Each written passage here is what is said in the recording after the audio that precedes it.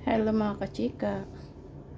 I-flex ko lang yung yung pasalubong natin from Philippines. Pasalubong ni Madam Fatung. O, diba? May isang mangga na dalawang mangga pala. Yun, nakatago din isa. Tapos yung native, yung ng pahaba na yan. Daw, kamuting kahoy. May pa-price pa dyan. Pa-price. Ito ay mangustin. Ito ay rambutan. Oh, thank you sa blessing. Thank you. Matikman natin ang pasalubong galing Pilipinas.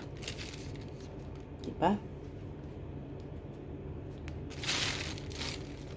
Siyempre, nag-efforts din siya na mabigyan ako ng pasalubong. Thank you so much, Madam.